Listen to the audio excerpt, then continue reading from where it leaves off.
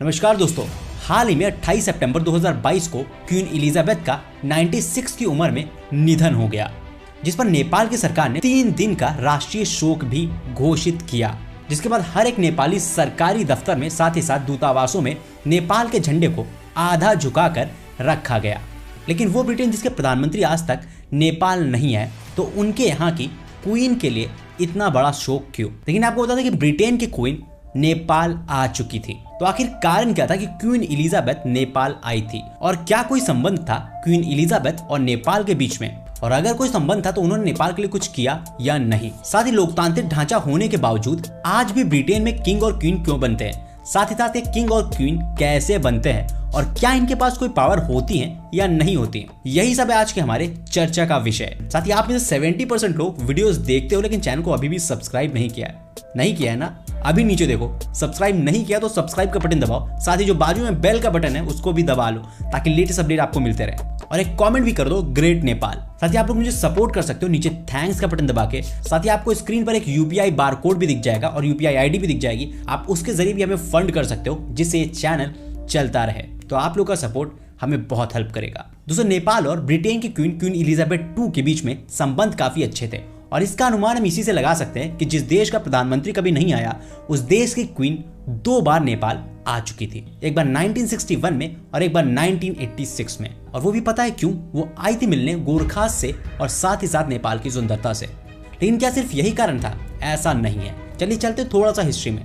दोस्तों, नेपाल के गोरखाओं ने ब्रिटेन के लिए बहुत सारे युद्ध लड़े थे, वो भी 1816 से पहले भी, जब नेपाल और ईस्ट इंडिया कंपनी के बीच में युद्ध नहीं हुआ था। कहा जाता है करीबन 2 लाख से भी ज्यादा नेपाली गोरखा सैनिकों ने लड़ाई की थी दोनों वर्ल्ड वॉर्स में ब्रिटेन के लिए। वो भी तब जब नेपाल की पॉपुलेशन थी सिर्फ 4 मिलियन यानी कि 40 लाख, और उसमें से 2 लाख लोग ब्रिटेन के लिए लड़ रहे थे एज ए सोल्जर्स। और उन लड़ाइयों में करीबन 40,000 नेपाली सैनिक शहीद हुए थे।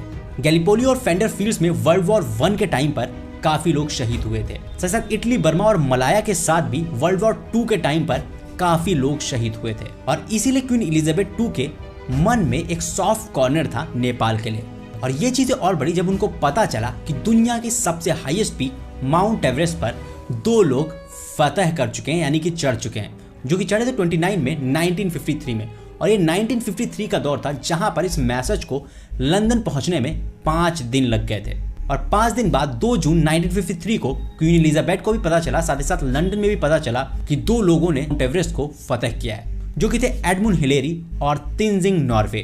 नेपाल में 1961 में पहली बार क्वीन एलिजाबेथ 2 की विजिट अपने आप में काफी ज्यादा हिडन सीक्रेट रखती थी, क्योंकि इस विजिट को सिर्फ विजिट नहीं देखा जा सकता था। उस विजिट को उस समय नेपाल को बचाने के तौर पर भी देखा जा रहा था, क्योंकि 1961 से करीबन 1 साल पहले ही नेपाल के राजा महेंद्र ने तख्ता पलट कर दिया था नेपाल की पहली गवर्नमेंट का, जो कि लोकतांत्रिक रूप से चुनी गई सरकार थी।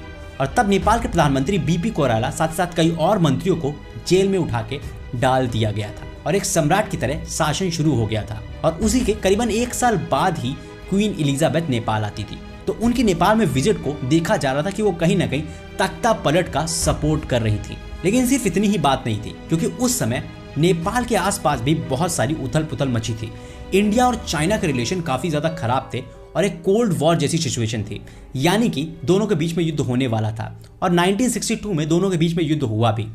वही 1961 के टाइम पर चाइना अपने बहुत ज्यादा उफान पे था, यानी कि बहुत ज्यादा ताकतवर था, और कई देशों और कई जगहों पर कब्जा किया था। और उसके करीबन 3 साल पहले ही चाइना ने तिब्बत को भी एक्वायर कर लिया था, जो कि नेपाल का पड़ोसी देश था, जिसमें करीबन 10 से 11 लाख तिब्बतियों को मौत के घाट उतार के चाइना ने पूरे तिब्बत को हड़प लिया था।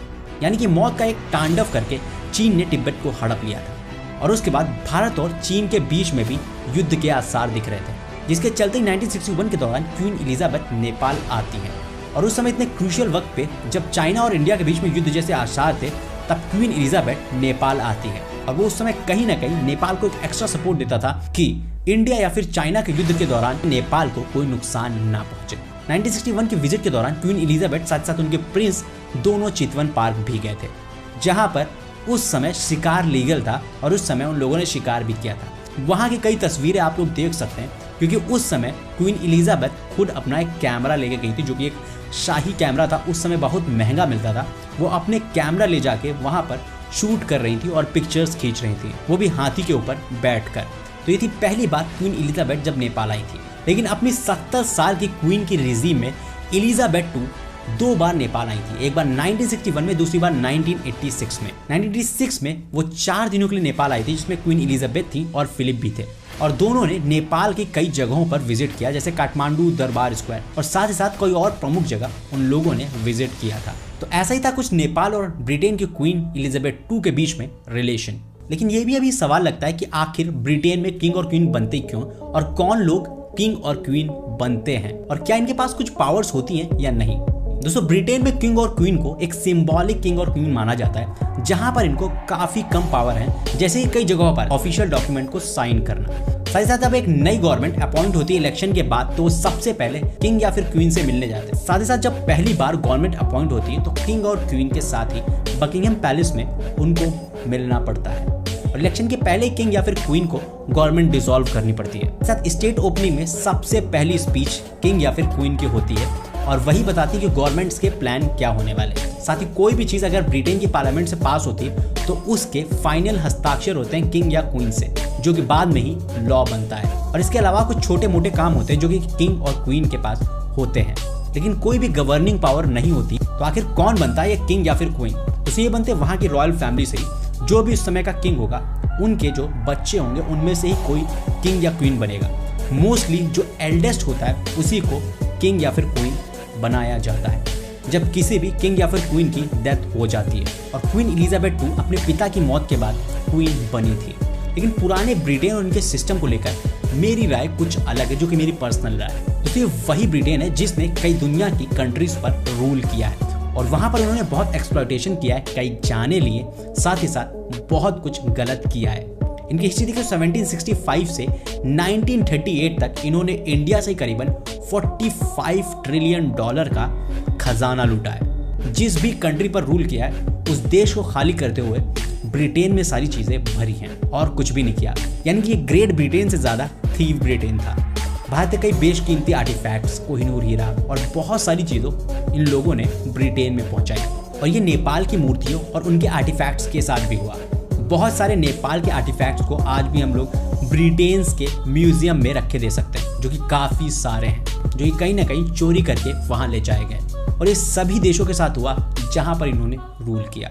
साथ ही उसी ब्रिटेन के लिए करीबन 40,000 से ज्यादा नेपाल के गोरखा सैनिक भी मर गए, जिसमें नेपाल को तो कुछ भी फायदा नहीं हुआ। वो एक तीसरे देश की लड़ाई थी जिसमें नेपालियों को अपनी जान गंवानी पड़ी, और उसके ऊपर पूरी हिस्ट्री का अलग ही पन्ना है, कैसे गोरखा सैनिकों की मदद ब्रिटेन लेता था। तो किसी और वीडियो में हम जरूर डिस्कस करेंगे। और इस वीडियो के 10,000 लाइक पूरे होने के बाद हम उस टॉपिक को भी जरूर छूएंगे। तो वीडियो को फटाफट से लाइक करो अगर उस वीडियो को देखना चाहते हो। आपको वीडियो कैसा लगा कमेंट बॉक्स में कमेंट करके जरूर बताना। साथ ही अगर आपको ये वीडियो अच्छा लगा तो अपने फ्रेंड्स और फैमिली तक शेयर जरूर करना। साथ ही इस वीडियो को लाइक जरूर कर लेना, और चैनल को सब्सक्राइब नहीं किया तो सब्सक्राइब करके बेल का आइकन जरूर दबा लेना। धन्यवाद। NA news.